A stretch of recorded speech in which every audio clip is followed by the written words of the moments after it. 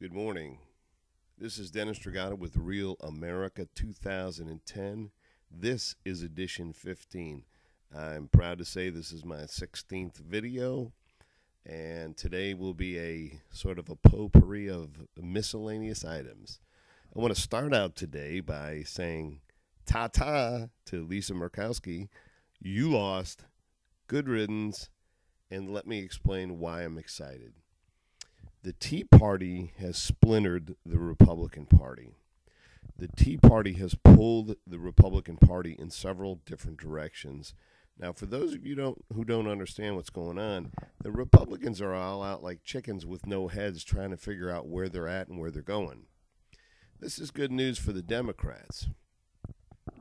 Now, let me also say that the Tea Party has brought some insanity into the public eye. And so I think that even though you keep hearing the talking heads of media say that this is going to be a big election for the Republicans, I'm thinking it's not, because there's a lot of people out there that don't like the Tea Partiers. They are extremists. They are crazy, and they are dangerous. And intelligent thinking individuals see this, and they will react accordingly, in my opinion. You had it here. Here's my prediction that the Democrats may lose a seat or two, but it will be nothing like the media wants you to believe. The outfit today, the black hat, I couldn't find my other hat. You know, I love hats. I'm a bald guy, but hats have been my thing since I even had hair. All right. One day I'm going to tell you about this little medal that I wear. I'm not very religious. I think that religion hurts this country just as much as big oil, just as much as bad politics, as much as lobbyists. Anytime you have an extremist that goes into one direction and that's all they're one trick pony, they at some point become a danger to everyone around them and themselves. All right, I want to share with you another personal situation. I love animals. I had 4 dogs. One of my puppies died. He lived a long, happy life, and I was sad to see him go, but I was glad that I could give him a home where he could enjoy himself and have fun. I have 3 dogs left. Recently, recently my wife and I were called by some friends. They know that we love dogs, and we've rescued dogs before. They had found a dog. They took it to the Humane Society, and they said, if you will get the dog, we'll pay you to pick it up. That way it'll have its shots and, you know, all the stuff that the Humane Society gives an animal before they release it. And so I tell you, we lamented over it, and we decided to go get the dog. He was real sweet. He was I don't know, he looked like more like a Pharaoh hound than anything else, but he was supposedly lab and German Shepherd. We brought him home. The Humane Society had named the dog. They named him Timothy, and he was about as sweet as a little puppy could be. When we got him home, we were very angry because we realized that the Humane Society had released this dog, and this dog was terminally ill. I don't like euthanasia. But one of the things that upset me the most was the fact that the Humane Society decided, in their infinite wisdom, that it was very important to make sure that this dog was neutered before he left the Humane Society. Well, the dog was weak. The surgery broke him down even more, and eventually he just didn't make it. So now, am I telling you never to rescue a dog? No. But if you get a dog from the Humane Society, make sure that the dog's going to make it. Make sure that, you know, you're not taking the dog home just to break your own heart and to let the dog suffer. This dog suffered for 2 weeks. We did everything. We got up early in the morning and cooked him food. We spent time with him.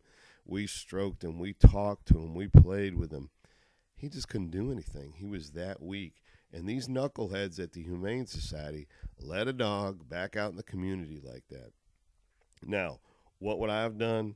I would have allowed the dog to leave without the surgery. The surgery, like I said, broke him down even further. And Very disappointing. There's no reason in the world with people that are responsible. I've had dogs for years. I've trained dogs. This dog could come to my house. He was not going to breed. He was too sick to breed, for God's sake.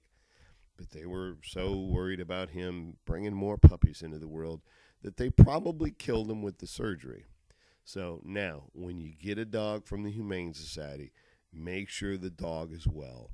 Do not accept the dog. If the dog is sick, outwardly, if you could look at the dog and tell that he's sick, you make sure that they do blood work, that they do x-rays, and make sure the dog is well before you take him home. Now, is that selfish a little bit on my part? I don't think so, because I have other dogs, and I can't bring a sick dog home and jeopardize the health of my dogs that I have at the house that I've been taking care of. And I'm going to rescue another one at some point, but I will do it differently this time. All right. My good friend Ella, we're changing tracks again here. My good friend Ella, I love you. I just want you to know that you're right on the money. Ella has sent me a note saying that right now that there's not a dime's worth of difference in the Democrats and the Republicans. And I'm not so sure that she's not right. I think Ella's right on the money. Until a party starts to show its constituency that it cares about them and that it will do the things that it boasts on its party platform, then I have very little faith in that party. Okay, maybe it's time for a new party. The Republicans put out the Tea Party. Hip, hip, hooray for the teabaggers.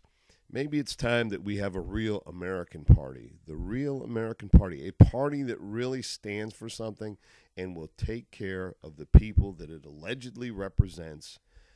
Give me some feedback on that. What do you say, folks? The real American party? I mean, I just say that because that's me, but it's time that we have somebody that represents us. And don't be fooled. Do not be fooled by the rhetoric that downplays Canada and degrades socialism. Let me tell you, Canada is way ahead of us right now in several areas that are extremely important. Number one, employment. Okay? We can't do anything in this country unless we're working. Number two, education. And number three, healthcare. Okay, it doesn't cost anything to go to the doctor in Canada. Yeah, you pay a little more in your taxes. And the people that make lots of money, the top 5, 4, 3, 2% of the top wage earners, they do pay a little bit more money, but Canadians go to the doctor when they're sick and they don't have to worry about a bill. This country is really taking a hit right now. Do not be fooled into thinking that a single party payer public option is a bad thing for us. It is a good thing for this country. We've got to take care of our own. We've got to take care of the people that need help. I don't understand Congress, who allows everyone to come across the border, allows illegal aliens to jump in and out of hospitals without paying the bill, but won't take care of its own citizens. Mr. Obama, President Obama, please forgive me, President Obama, good job pulling our guys out of Iraq. You should get kudos when you have them coming. It's about time. We cannot change that country.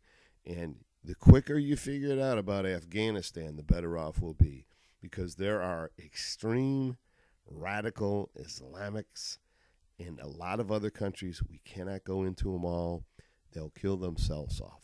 Okay, we cannot continue to do all this nation building. It's not working. Okay, so that's me for today. I got stuff to do. I'd love to do this all day long. This is Dennis Strigata with Real America. This is my 15th edition. This is my 16th video. Feel free to email me at maxdad, MAXDAD 444 at yahoo.com. I'd love to get your emails. Have a great day. Do something good for somebody. Bye. I'm out.